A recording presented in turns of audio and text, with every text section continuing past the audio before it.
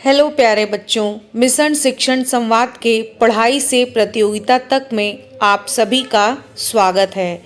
और आइए आज हम प्राथमिक स्तर पर मानसिक योग्यता विषय में संबंध अथवा सादृश्य परीक्षा के बारे में जानेंगे। तो आइए शीट क्रमांक 17/23 के साथ आगे बढ़ते हैं।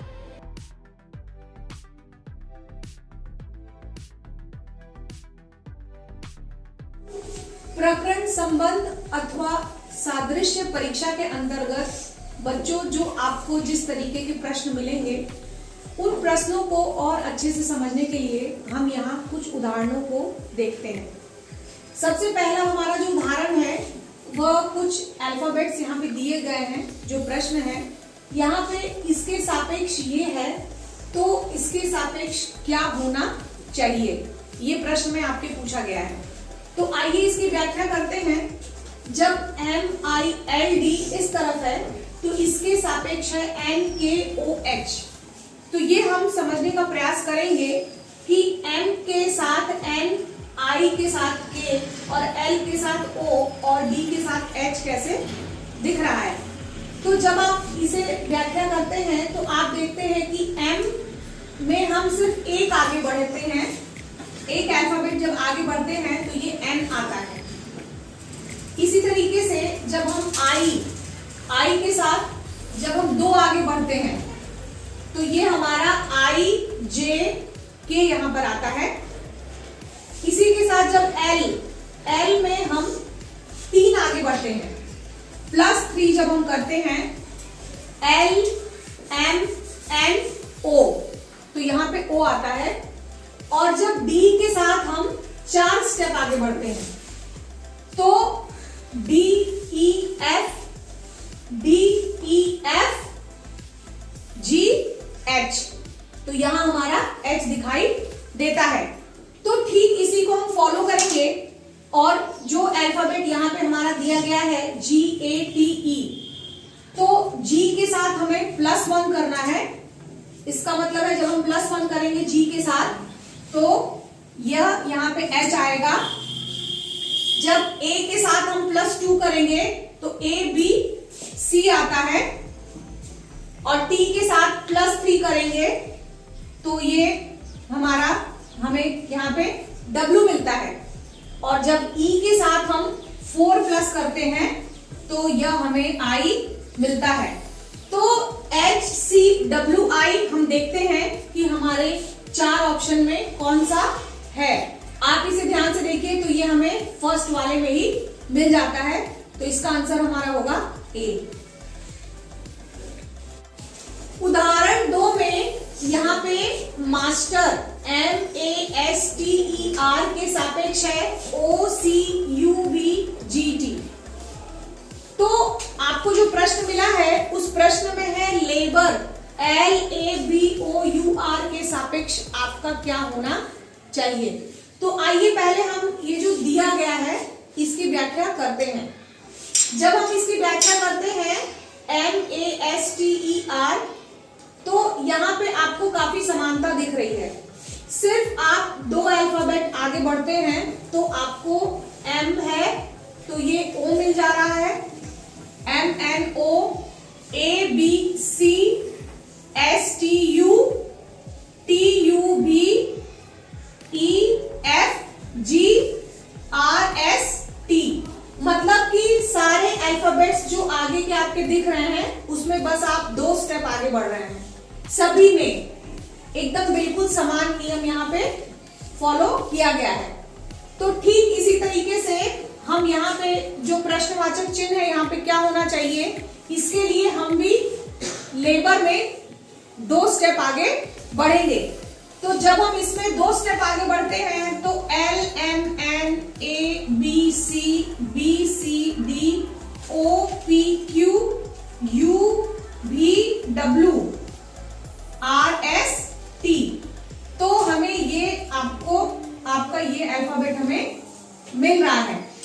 तो इसे हम मैच करेंगे जो हमारे पास 4 ऑप्शन है कि यह किस ऑप्शन में दिख रहा है। N, C, D, Q, W, T। ये पहले में ही दिख रहा है NCDQWT, तो हमारा आंसर होगा ए।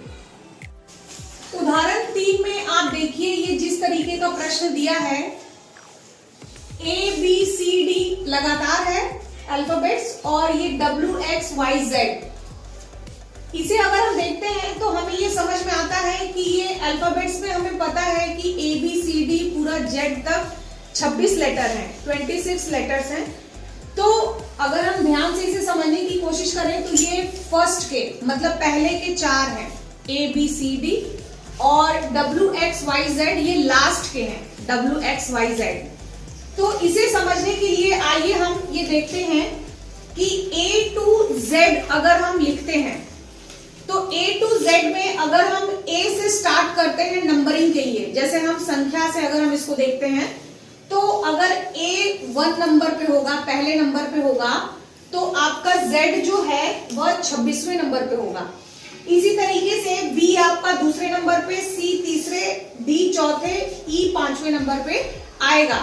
तो इस तरीके से हम 1 नंबर से लेकर के 26 नंबर तक A से Z को हम नंबर दे सकते हैं। और ठीक उसी तरीके से जब हम इसको विपरीत तरफ से मतलब Z to A की तरफ जब हम जाएंगे तो Z अगर पहले नंबर पे होगा तो A हमारा 26वें नंबर पर आएगा।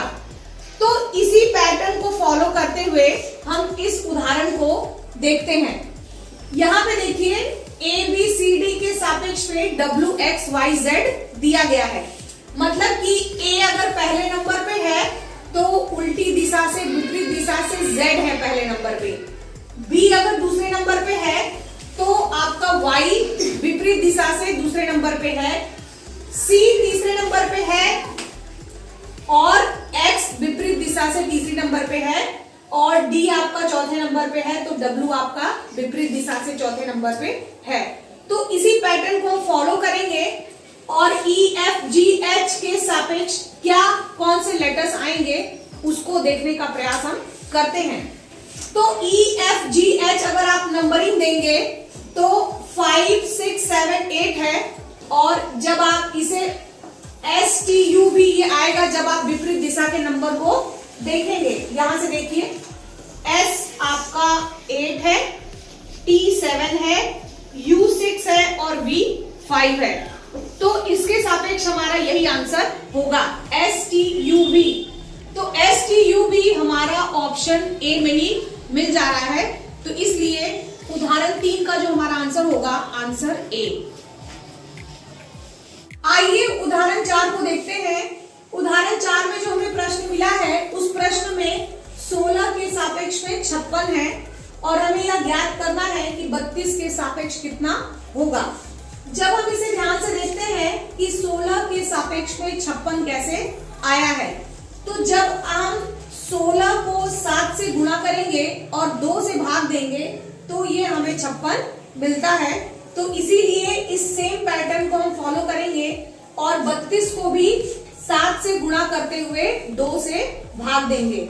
तो जब हम 32 को 7 से गुणा करेंगे और 2 से भाग देंगे तो हमें यह नंबर मिलता है 112, जो हमारे ऑप्शन सी में है, इसलिए हमारा आंसर होगा ऑप्शन सी। उदाहरण 5 में जो आपको संख्याएं मिली हैं, तो 3 संख्याएं आपको मिली हैं, चौथी संख्या क्या होनी चाहिए। पहली संख्या है 122, दूसरी है 170 और तीसरी है 290। तो चौथी संख्या हमारी क्या होगी। अगर इन संख्याओं की व्याख्या हम करते हैं तो हमें यह देखने को मिलता है कि 122 जो संख्या है वह जब हम 11 स्क्वायर करते हैं और उसमें 1 जोड़ देते हैं तो हमें यह संख्या 122 मिलती है। 170 हमें मिलता है 13 का जब हम स्क्वायर करते हैं और उसमें 1 जोड़ देते हैं तो हमें यह संख्या 170 मिलेगी। 290 संख्या आपका 17 का स्क्वायर है और स्क्वायर करने के बाद आप 1 जोड़ते हैं तब ये संख्या 290 मिलती है। इन तीनों संख्याओं को जब हम देखते हैं तो हमें यह पता चलता है कि ये तीनों अभाज्य संख्याएं का जब इन तीनों अभाज्य संख्याओं का जब हम स्क्वायर करते हैं और उसमें 1 जोड़ जोड़ते हैं तो हमें यह संख्या ज्ञात होती है। तो जब हमें चौथी संख्या निकालनी है तो हम अगला अभाज्य संख्या जो 11, 13, 17 के बाद जो अगला हमारा अभाज्य संख्या होगा वह 19 होगा। तो जब हम 19 का स्क्वायर करेंगे और हम 1 उसमें जोड़ देंगे तो हमें यह संख्या प्राप्त होगी 362। तो इस क्वेश्चन में, इस उदाहरण में हमारा जो चौथा संख्या होगा वह होगा 362, जो हमारा आंसर डी में दिखाई दे रहा है। इसलिए हमारा आंसर होगा डी, 362। आशा है आप लोगों ने इस टॉपिक को अच्छे से समझा होगा। यहाँ पे कुछ प्रश्न अभ्यास के लिए दिए गए हैं, इसे हल करने का प्रयास करें और अपने पिछले शीट का आंसर भी इसमें देखें। फिर मिलते हैं।